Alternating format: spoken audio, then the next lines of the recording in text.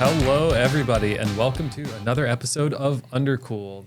We are very pleased to have another special guest for today's episode, and this particular guest is the very excellent Professor Aeriel Leonard from The Ohio State University. So, Aeriel, thank you so much for coming on to the show. Thank you for having me. We always like to start with introductions when we bring in someone new. So if you could first just tell us a little bit about yourself, and especially how did you get into MSc, and what was your MSc education like coming into the system? Yeah, so my path to material science, I think, is a little different than most people that I've met, especially, most people don't know what material science is until they get to a college campus. And that's like the complete opposite for me. When I was in high school, I really wanted to be a lawyer. My goal was to go to Stanford and be the next Condoleezza Rice. Like I want to be the Secretary of State. And I met a high school teacher that said, you're really good at science. Have you considered doing science fair? And I had really no idea what science fair was. I think my response was something like, you mean like the volcanoes, what you see on TV.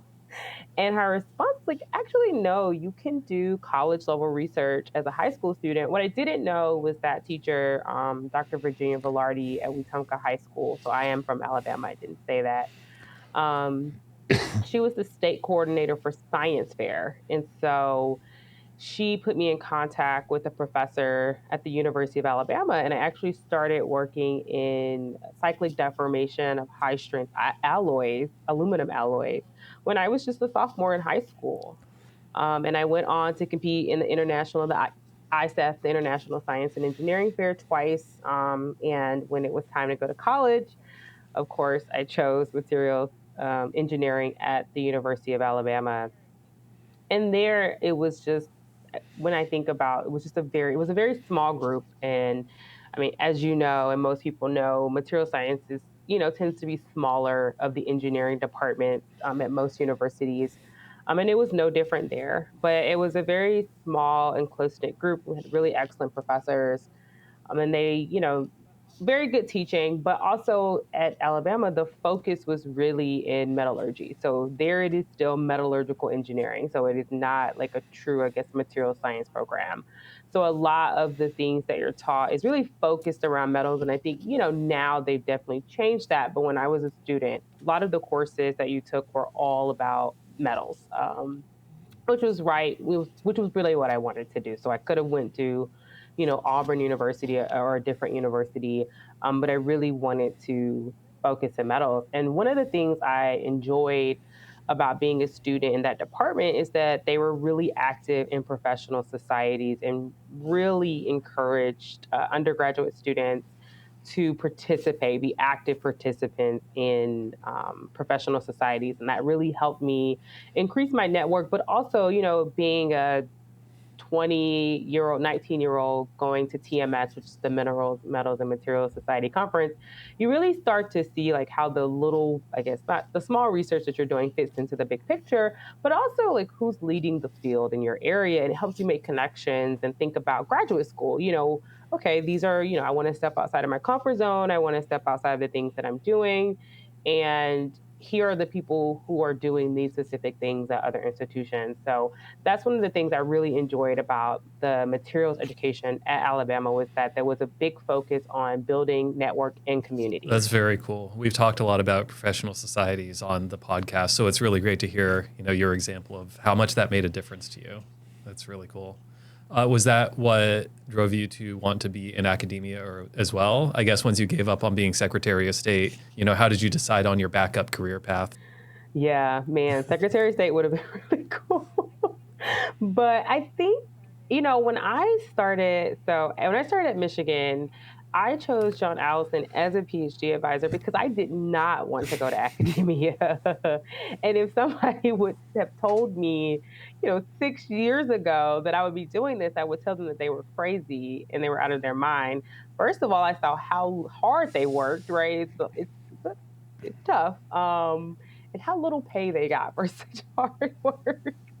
So I wanted to be as far from academia as possible. I was like, I'm going to go to industry, make a lot of money. That was the goal.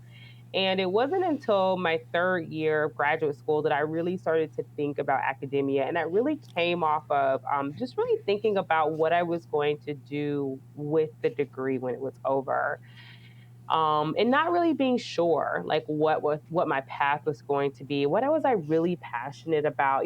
There's of course, if you're in a PhD program, especially at a school like Michigan, you're smart. You could do whatever you want to do at the end of the day, but it's like, are you passionate about those things? And that's what was confusing for me at the time. Was I really passionate about it? And when I really sat down and thought about it, there were three things really driving me. I loved service, not just in advancing technical knowledge, but just serving people. So using those things, how are we really helping people outside of just gathering these very these results that we're getting? And another thing, I don't like to be told what to do. So I don't think I would have done really well in industry. But in my third year, especially when I started to get involved in projects like the project that we had in Liberia, I was like, these are the things that I'm passionate about outside of research. And there's only going to be really one position that's going to allow me to do all of the things that I'm passionate about. So research, the service, and the education. And that's really academia. And it wasn't until probably the end of the third year, that I decided that I would choose academia. And I remember John being, extremely like excited too, because of course most of his students go to industry and wanted to go to industry. So I think it was a new fun experience for both of us, kind of being on that That's path. really interesting. Can you talk a little bit about what you did with the Liberia project? Yeah. So at the time, when I was a student at Michigan, the University of Michigan had a grant through USAID, and the grant was really focused on development in Liberia. So not just necessarily education, development from different aspects. They had funding that was supposed to go to female engineering students, but towards the middle end of the grant, they realized they hadn't really did anything with female engineering students at Liberia. So, in the U.S., there's definitely women are still underrepresented in science, in engineering. You go to a place like Liberia, and it's Yeah. even worse than you can imagine. So if you're thinking of 100 students, two are women. So they're, still they're in sexual intimidation. Don't have the laws and policies that protect women from these things there. So women face just some of the stories are crazy what they have to deal with from professors, from students, from administration, because it's still a very male dominated society. So how we can look at the dean's office and see people from different backgrounds, race, gender, anything. That's not the case there. It's still very male dominated. And they hadn't really did anything. And when we talked to some of the female students, one of the things that they felt they were missing was sense of community, right? So small numbers, not really anything, no organization that was really focused around the issues facing women in engineering there. So we decided that we would start this residential camp. So when I say we, Graduate Society of Women Engineers at Michigan, decided that we would start this camp for female engineering students, this 2-week residential camp. But on top of that, we would try to found a Society of Women Engineers chapter in Liberia, which we did both. And the camp has been going on since 2013, still goes on today, and it's very successful. So it's about anywhere between 60 and 70 engineering students, female engineering students within the country of Liberia. So usually there's 3 or 4 universities that participate. And then it's the team from the University of Michigan who, is really handling the camp.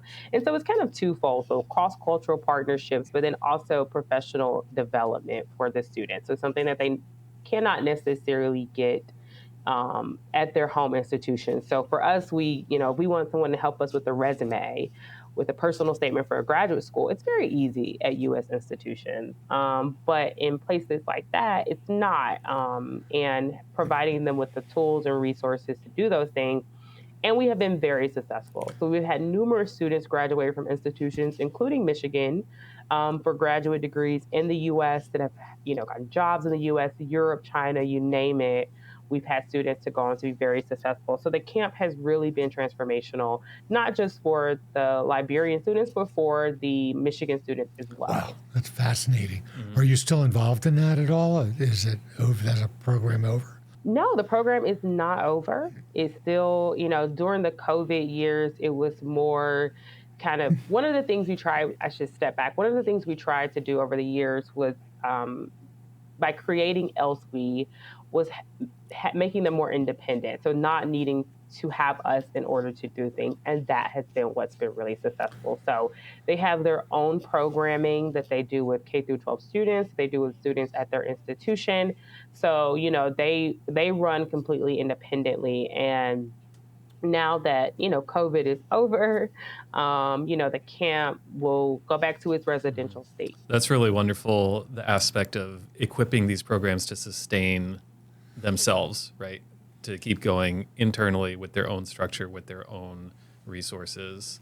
And that's the point. I think one of the things I've learned through a lot of outreach and education is that you want to empower people to be independent, right? That is the only way they can sustain, whether it's their way of life or their socioeconomic status. They have to have the resources and tools to be independent outside of wherever the governing organization or institution is.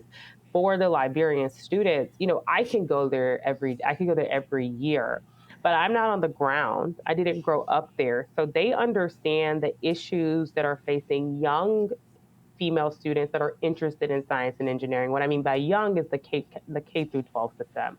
They understand it a lot better than me, right? That's just not going to be my background. And so by empowering them to have the tools, then they can, take that understanding and apply that in their own local environment. And that's really, when I think about outreach and education, it's not telling somebody, this is what I think you should know. It's saying, hey, what is lacking here? What are the gaps here? And how can I be of service? Yeah, continuing on that, the service theme, in addition to the work that you've done abroad, you've also done a lot sort of at home, in professional societies here in the States. And I know you've put in a lot of effort in TMS in particular in, helping to bring in more underrepresented, more underserved communities in material science and engineering. So what's currently going on in that area in professional societies in the U.S.? Yeah, I think TMS, over the years, especially since I entered, in full transparency, when I went as an undergraduate student, I didn't see many people who look like me, almost no one who looks like me. And, I feel like as the years have went on, I'm like, oh, I can count. I need more than one hand to count, right? And it shows the efforts. So the DEI efforts within the organization that they do work, right? And a lot of it is educating the society, not necessarily. I think a lot of people think that there are not people from diverse backgrounds that are doing material science work. And that's not the case. There are people from diverse backgrounds that are doing this type of work. They just haven't been invited, right? They haven't been invited to participate in what is second nature to other people, right? They don't, or there's not a funding structure at their institution that provides travel to conferences, right? So if you look at smaller schools, they tend to have more of the diverse groups. And so maybe there's not a funding structure to bring, to come to a conference. And when they're at the conference, right, are you including them? Do they feel included in the environment? And I think that last part is what TMS is shining in right now, is being inclusive. So if I show up, by myself, not from the University of Michigan, and I show up to TMS and I don't know anybody, and there's really no avenue to include me where I can meet people, then I'm just another person going to the conference, and more than likely I won't come back again, right? That feeling of isolation, we all want to feel, we want to belong, right? There's a sense of belonging for most people. And when you have, whether it's a mixer, whether it's having people don't understand the importance of things like the DEI committee. Well, if you're walking into an institution and no one looks like you, that is a welcoming and safe environment for most people. They'll say, I'll go to this meeting because I'm probably going to meet people who are from diverse backgrounds, but also include, are creating equitable and inclusive spaces. So I think TMS is really shining in that inclusivity part. I think, the equity part, that is something where I think they are really starting to get into. So this mentorship program that they're rolling out, that matters because I had no idea up until I had been a member of TMS for over a decade. I had no idea how you got to the board of directors. No idea the path to that, right? No one at the time, Professor Michelle Manuel at Florida was the first and at that time the only Black woman that was on the board.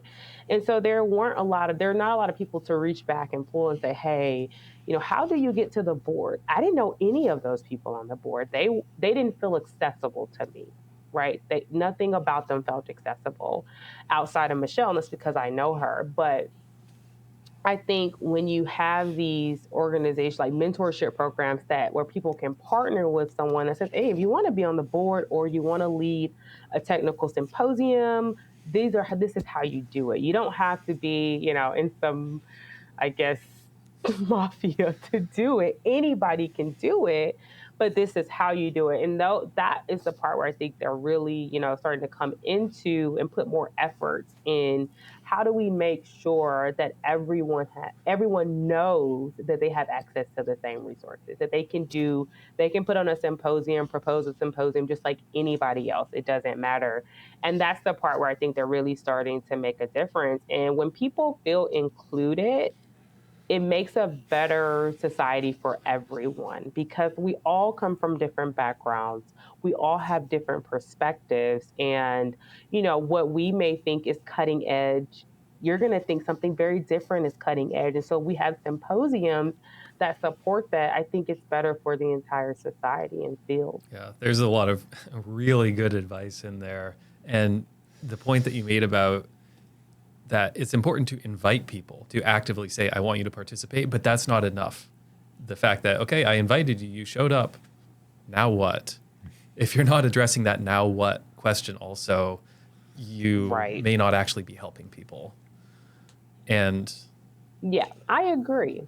with these mentoring opportunities that exist now, is this also something that's influenced how, as you're building a research program, right, as a faculty member, how is this influencing or driving how you interact with your own students and how you're mentoring graduate students now?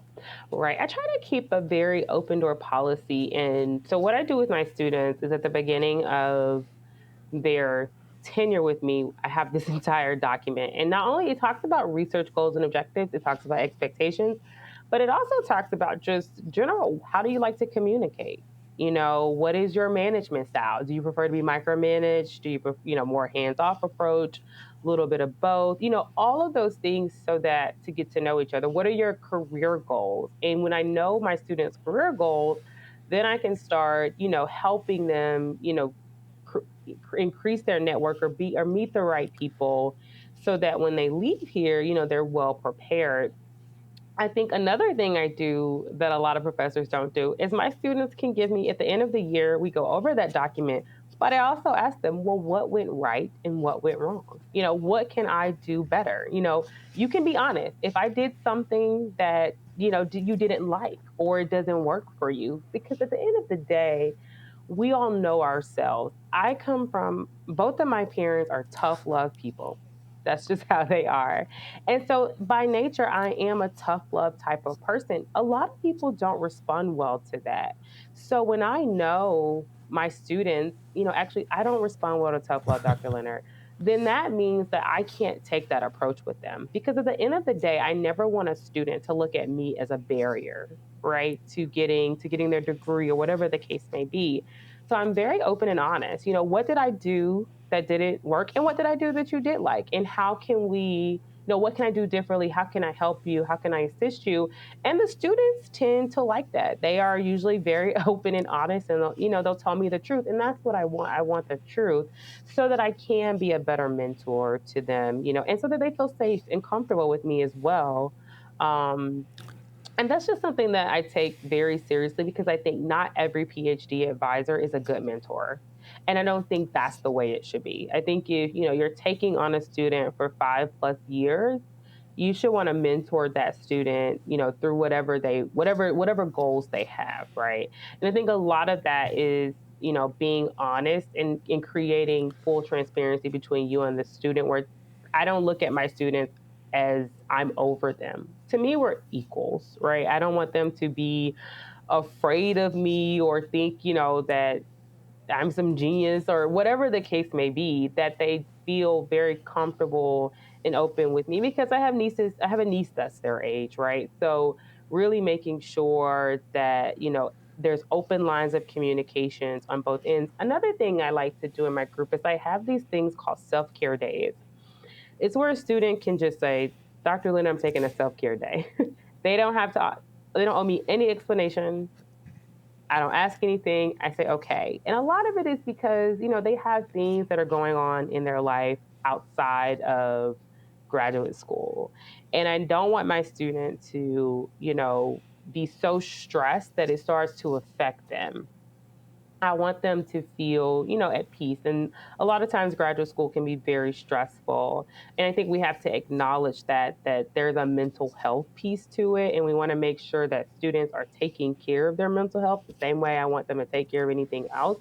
And so I do these self-care days, and students take them, and it's fine. And, I haven't had what people would say, oh, well, they'll abuse the system. I've never had a student, abuse that. But I think it definitely, helps the student feel safe and Yeah, and it's really understood. treating them like a professional, right? You have a job, you get sick Right. days, you get vacation days. Sometimes you're like, I'm not going to work today. So affording them the same courtesy just seems reasonable when you put it that way. Yes.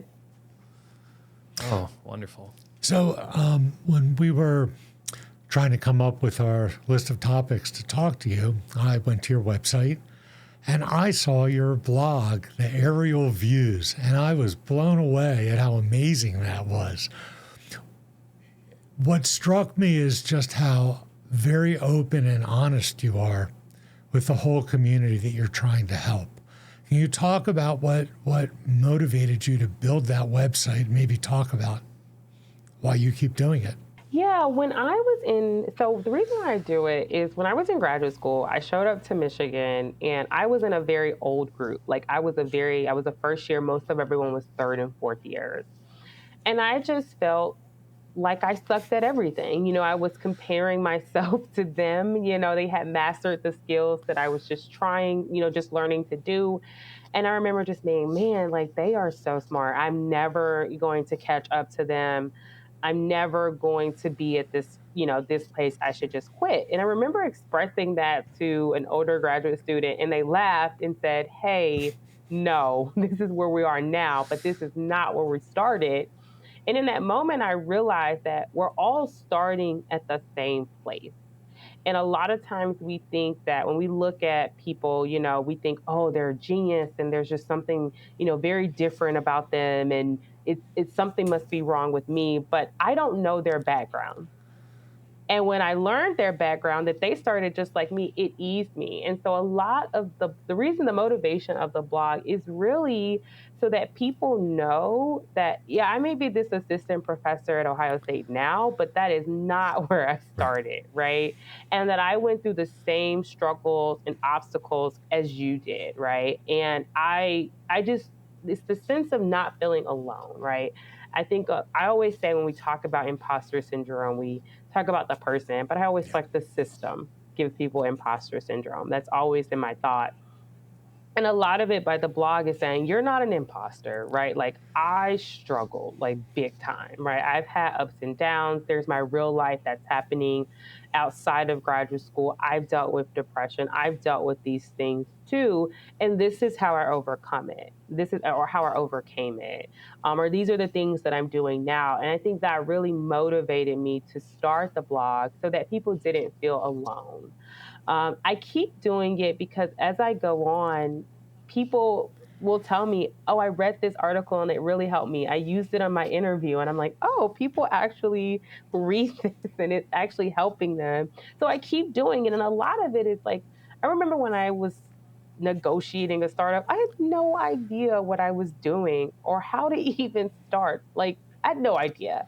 And if it wasn't for mentors that I had, I wouldn't have even been able to do it, right? It was my mentors that said, no, this is how you structure it. These are the things that you should ask for.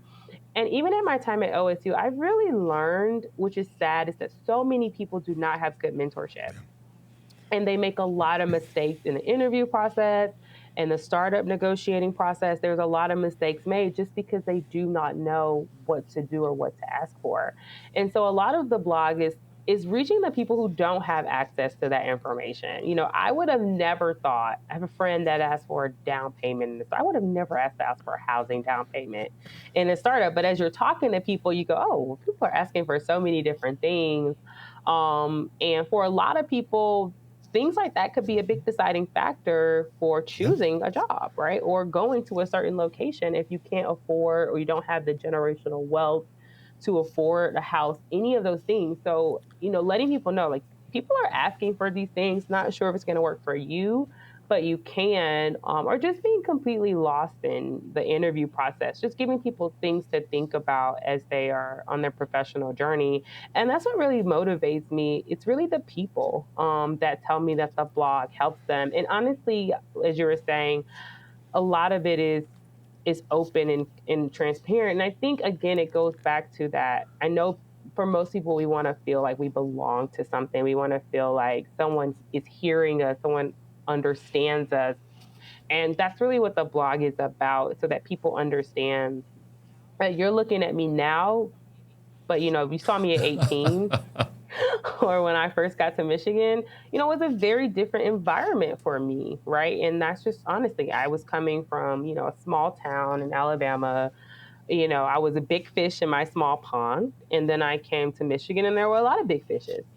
And that takes, you go, oh, okay, I'm in, as they say in The Wizard of Oz, I'm not in Kansas anymore, right? And it's not that I wasn't smart as everybody else. I just had to get used to a different environment, and letting people know that you can do that and you can survive it and you will be better for it is really what keeps me doing the blog. I just want to thank you for doing it, because I think it's amazing. And, you're right. We're all suffering from imposter syndrome. There's nobody who hasn't felt that way many, many times in their career. Now Tim and I are doing podcasts. What do we know about this? Zero. We are building the ship as we fly it. Right. There's that great movie I think came out of Stanford. I don't know if you, I'm not out of Caltech. A PhD is not enough. Have you ever seen that? Oh, it's incredible. It's done like a Hollywood movie, because they're in Hollywood. And it's all about how it's written by graduate students, and it's all about how they all suffer through imposter syndrome, every single one of them, and how they all learn how to overcome it with a lot of help, mostly from other graduate students, because the faculty are pretty useless. But it's a very funny movie, and I think it only costs $5. No, I need to check it out. And I think you make a point too of how, again, creating the blog is that it's other graduate students that really help other graduate students, especially the younger ones, because they've, very recently lived the experience in the same time. I think a lot of times for PIs, especially if they're older, they came up in a very different time in the world, and just things that were acceptable or not understood. We know now we do better. And so I think, the current graduate students can have a huge influence. And that's why I think it's also important within graduate programs that graduate students have community, right? That there is an organization and that the department supports graduate students building community, because the graduate experience is very different than the undergraduate experience, right? And you're bringing students from very different places around the world to, the same program. And every student is going to have very different needs, and some of them are going to have very similar needs. And I think that, the graduate students, that peer mentorship is so important in graduate school. And I think sometimes that's overlooked, where people may think, oh, well, they're graduate students, they haven't figured out, or they're too busy. But peer mentorship is extremely important, I think, on the graduate school level. Yeah, I think it's important in the undergraduate level as well. And I'm very proud of our undergrads because they have a really strong group with the Michigan Materials Society. Yep. And it's really different than a lot of other departments right here at the same College of Engineering. Our undergrads don't compete with each other, and they're proud of it. They're proud of it. They help each other. They even help each other get jobs. And so we're trying to use that to actually convince other students to come to our department. But we also have a very strong GSC that you're probably aware of, and that creates the graduate student community. And it's very important for our department to support both of those organizations because that's the glue that really makes us a special place. And so and you contributed a lot to that when you were here, and I thank you for that. And it's continuing. So your legacy lives. Yeah, and I think that's, it's just I remember when we would have the chili cornbread cook-off. For some people, it seems like, but it really was a way to pull everyone out of the lab, talk to each other, what's going on in your lab, what's happening, and just really checking in with each other to make sure that, we weren't leaving anyone behind. Right. And that can happen in grad school because I feel like we're isolated. We're in our, our little labs and we're doing our experiments. Especially when you're out of classes, if you don't want to see someone, you do not have to see them. And I think those, events really, help us check in with each other and make sure that, like I said, no one's being left behind. Yeah, there's a really important synergy between community building and peer mentoring that I think we as a community need to explore more and really understand that how we can get better mentorship opportunities by building these community social experiences and using those as kind of a catalyst to drive mentoring interactions. Brief story moment before we get back to the official script. So just last week, I had a student email me and say, hey, can I get an override to sign up for your class, my junior level lab class? And I'm like, sure. Because this particular student hadn't taken the intro course yet. She was planning to take both of them at the same time, which is possible if you're motivated to do so. And I said, okay, I'll give you an override, but you have to talk to my student who just completed my course, who was in the same position as you a year ago, because that particular person who just went through your experience is exactly the right person to give you the advice that you actually need. Not me, but to your point, Aeriel, the student who just lived through that a year ago, that's who you need to talk to. And so I hope that we can do more of that kind of matchmaking from our position of saying, let me connect you with someone in your peer group who really is the person that you need to talk with right now. Yeah, I agree. So what courses are you teaching? So I teach a senior undergraduate course in the fall, fatigue and fracture. And then in the spring, I teach the graduate level mechanical behavior of materials class. And I've taught them since I started. Do you feel you were prepared for teaching, or did you just get thrown in the pit and say, do it?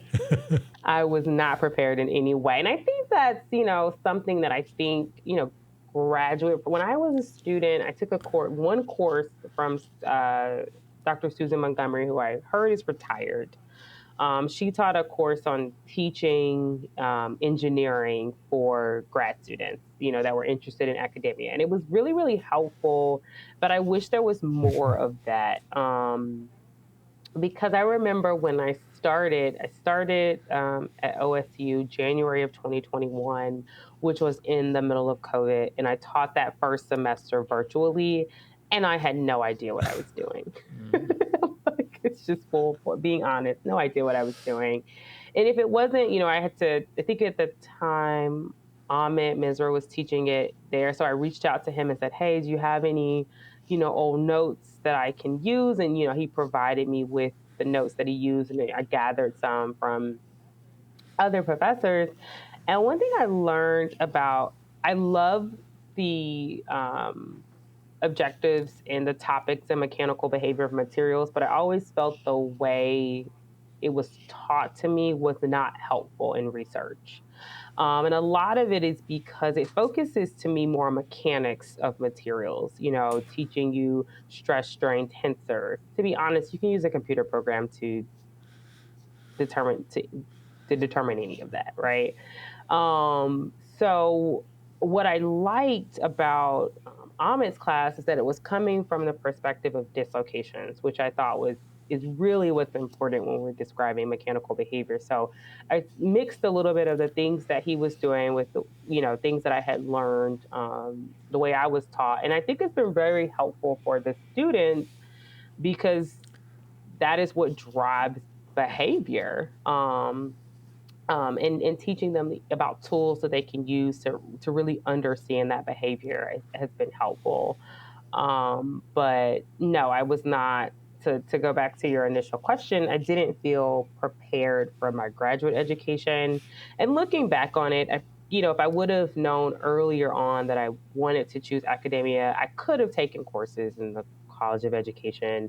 And hindsight is 2020. I would have, if I could go back, I probably would have did it. But what I do like here at Ohio State is that we do have the Drake Center for Teaching and Learning. Similar to most institutions, there is a center that focuses on teaching and learning, and you can get assistance, and it's very helpful. They, consider your class. They can show you ways to, innovative teaching solutions. And so that's been very helpful, I think, for a young faculty member is really learning like how to teach and what is the best way to teach. Well, of course, that's one of the reasons why Tim and I are doing this podcast. This started in the education committee at TMS, and they wanted me to write an article for JOM about what I'm doing in my classroom. And I'm like, I don't want to write that in JOM. And I said, how about if we do a podcast? And so we've been having a lot of fun, but the whole point of our podcast is to try to share best practices for teaching different topics in material science, different pedagogical approaches, to discuss it. And that's kind of also the theme of our NAMES conference, the North American Materials Education Symposium. That's, shameless plug, coming up in Ann Arbor this summer, August 7th and 8th. And it's a place where it's not like ASCE where people are writing papers on education research. That's, there might be a few people who want to talk about that at our conference, and that's fine. But the overwhelming number of talks are just regular faculty members who do research, who are also teaching, who really get passionate about how they're approaching teaching and how they can help their students become more knowledgeable about material science. So hopefully you'll come to that. Hopefully you'll contribute to it. But it's really a lot of fun to talk to other materials people about how they teach materials. And it's a very welcoming and sharing community. Mm-hmm. So I love that group of people. It's great. I think, too, I was just at a conference in Maryland, and I met a professor at Chapel Hill that's in biology. And she was, so she started a class there, and it was basically a class to develop social-based research in biology. And the projects are developed by undergraduate students, and it's basically how to teach biology. And these undergraduate students were doing some very interesting things, even getting papers published in education journals about the best practices for teaching, even a project on what is there advantage of using cheat sheets? Do they actually help students when they're taking an exam, or, is it really no difference? And all of those things are things I never had thought about. You give a student, you think, oh, I'm helping them, because they can make a cheat sheet, but am I really helping them? Are they just relying on the cheat sheet? Are they really learning how to study, and things of that nature? And so I think conferences like the NAMES conference that you were discussing is very important because, especially for a new faculty member, it can be very overwhelming when everyone's throwing out all these different teaching ideas. This is how I taught it. This is what I do. And sometimes, finding your own rhythm can be very difficult. So I think these conferences can be helpful because you can, learn how other people may be teaching the same material that you're teaching in a very different way. So I'm excited about it. Of course, the best part, the talks aren't as good as all the conversations in the hallways where you can actually interact with people one-on-one, and that's probably the best part. As long as we're talking about good intentions here, because there is that sort of, I'm doing these things that I believe help the students, but it's hard to step back and ask, am I actually helping them, right? Even what evidence do I have that I am improving things for my students? That can be a hard thing to grapple with when you're truly doing your best in a genuine way, but to ask, could I be doing something differently or better? That's just something always on my mind. Connecting that to the being prepared to teach question. None of us is ever really prepared to teach, but we walk in and we do it anyway. May I humbly suggest that would be a great blog post for Aeriel Views to say, so you think you might be teaching, now what? Because you can't be prepared, but you can certainly try to prepare yourself. So I don't know, are there any thoughts that you might toss out there real quick for anyone in the audience who's saying, I might go into a teaching career? What are a couple quick tips you have to share? Yeah, so I think the first thing is being very clear on your syllabus, what the objectives. One of the things I learned, what are the objectives for the class? Not only it keeps me honest, but it also helps any student that's thinking about taking your class or taking your class really understand what information are they going to get out of the class. For me, I teach mostly senior level graduate students or senior level undergraduate students or graduate students. And so for graduate students, it's more about how does this help me in my research?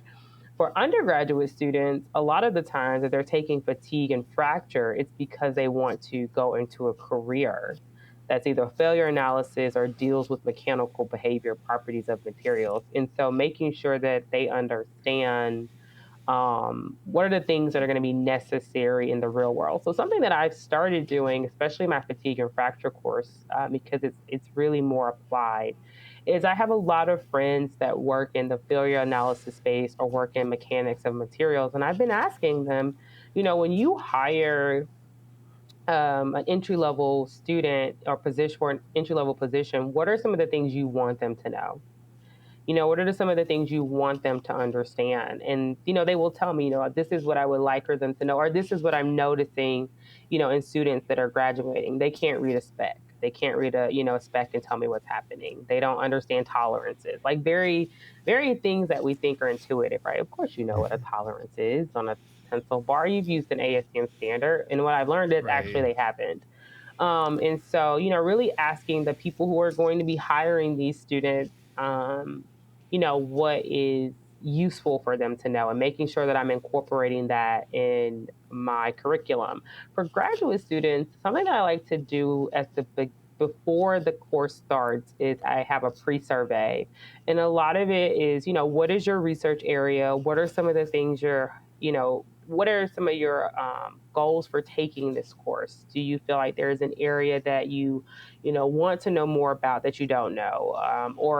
So they throw out something like, I'm really interested in corrosion fatigue. Well, my response is always, well, this is a mechanical behavior materials course, but, we have an excellent corrosion center here for people who teach corrosion fatigue, that talk about it for 12 weeks. Maybe you should consider taking that class instead. So it's really making sure that that everyone is well aligned. But also, if I see that I have a lot of students taking my class that are working in composites, and that may not have been, what was popular the year before, I try to make sure that I include, more information about mechanical behavior and composites. So, I don't want to say like, this is what I'm teaching, so take it or leave it, but really making sure I incorporate the students' goals into my curriculum. That's really great. And that's something that I imagine becomes more productive as you work with students who are further along in their education and who are kind of getting ready for a career where they can actually have a best guess about, here's what's going to be useful for me in the future. Because if I'm teaching a freshman, like, I can ask them that question, but I may not get a very meaningful responses all the time. Right. And I think that's the difference too, is like teaching, for me, like I said, I teach upper level undergraduates, and I know for majority of them before the class, with their pre-survey, that they're all interested in a career in this area. And for graduate students, most of the time they're doing research in mechanical behavior. The first time you teach a course, it's not the Right. You learn these things after you teach it the first The first time is, I feel like the first time I taught, I stayed within the lines. I was like, okay, this is what, the people before me have taught. And then I'm like halfway through it, I'm like, this is not fun for me. So I know it's not fun for the students. So I did it like an entire like middle of, semester revamp. But another thing that I do, again, Tim, because I don't mind constructive criticism, I will ask students individually, like, how is it going for you? And ask them to be honest. Like my students just took my final yesterday. I emailed, 5 students just randomly and say, hey, how was the final? And every student was honest and gave, very good feedback. And it helps me when I think about next, semester, what are some of the things I can do differently? I don't like, again, for me, I don't want students to look at any of my courses as a barrier or, something that they need to be stressed about. I want you to do well, and I'm going to teach you, that you have to learn the things that you need to know. So that's not going to change, but are there things that I could be doing differently to help you get to that point? Yeah, finding that balance can be very challenging of having some things in the class that aren't negotiable. We are experts in some ways, and to say everyone is going to have to do X, but to still build that into a framework of, and my goal is to help you succeed at that, so tell me how I can help you succeed better. Yeah, that's the art.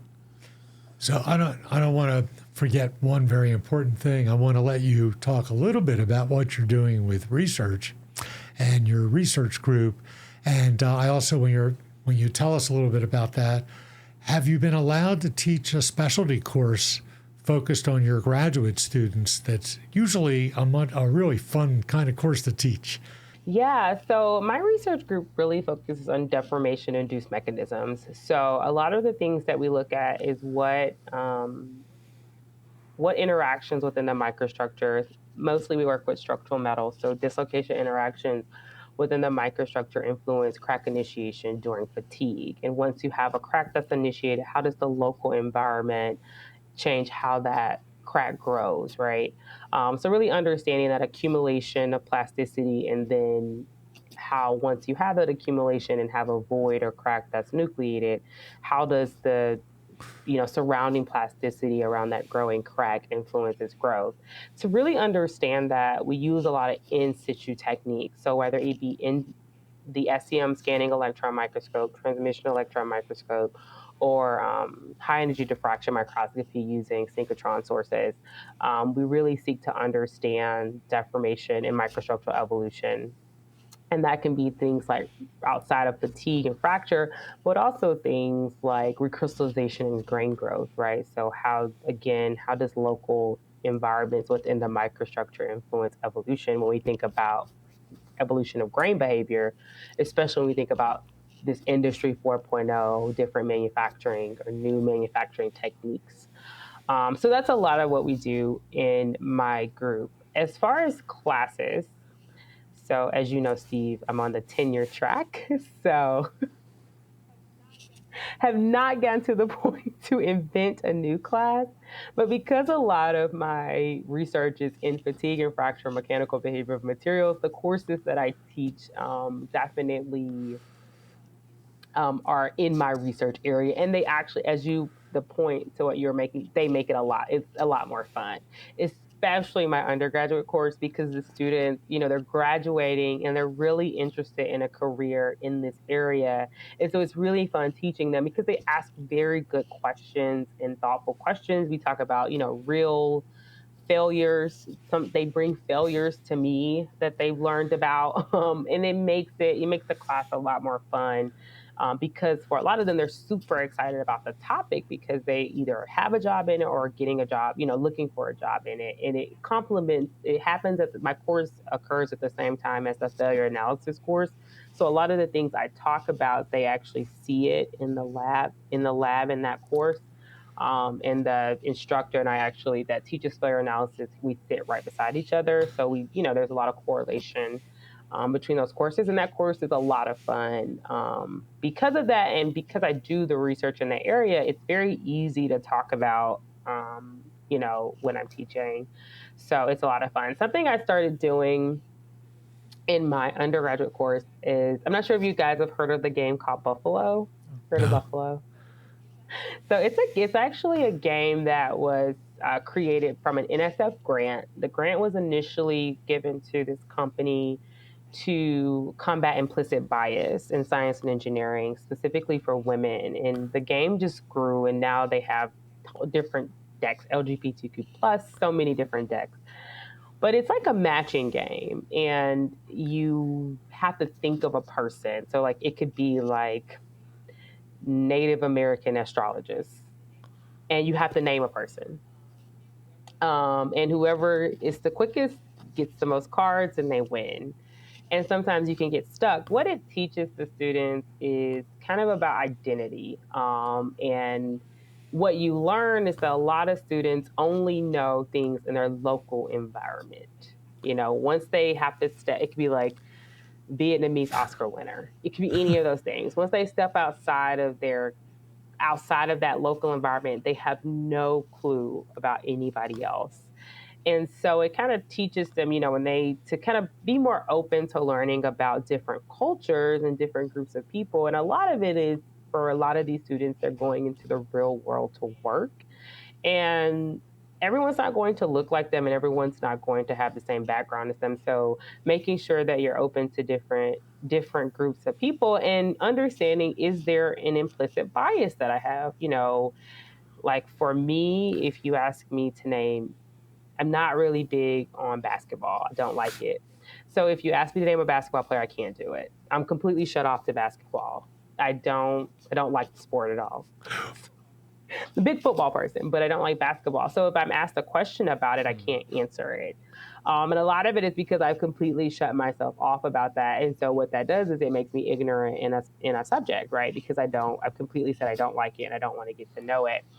That's a very simple example, but those examples can become more complex, and it can really hinder your growth as a person. So when you're working on teams of diverse groups in a setting, then you may have some issues, if you don't become more open. So I play that game at the beginning of that's actually the first class in my fatigue and fracture course. Our first lecture is playing Buffalo.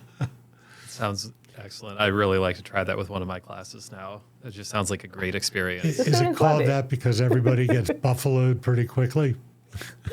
Yes.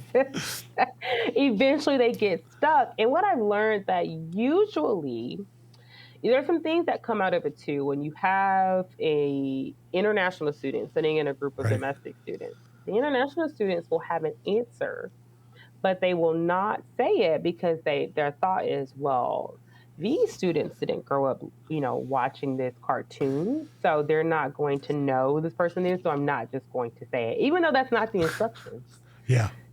The instructions, you can name anything. It doesn't matter whether you think we believe you or not. And so they usually hold back. And usually the students who are the best at the game are students who are the best at trivia, because if you like trivia, it forces you to learn about different things, and they tend to win. So yeah, it's a good game. So much comes out of it. You'll have to help us find the link to it so we can put it in the show notes for others to try it. I will. Well, I think that brought together a lot of the themes that we talked about today in one very surprising conclusion. So I guess before we wrap it up and call it a day, are there any last topics that you wanted to make a pitch for, or any shameless self-promotion you want to engage in? If you have a message for the audience, the floor is yours. Nothing like we already talked about the blog. So I'm always, telling people to give me feedback, or if there are topics that, you want to know more about, or you want me to talk about, or a question that you want to ask me. I'm always, open to answering, open to writing, giving me ideas for different blog posts, because a lot of it I just write when I get the feeling to write it. But if there are specific topics that people are interested in, they can always message me on my blog. Excellent. Well, thank you once again for joining us today. It's been a great conversation, and we're already at an hour, so I should stop talking. Yeah, thank you very, very much. Excellent. No, thank you guys for having me. And to the audience out there, as always, we'll see you next time on the next episode of Undercooled.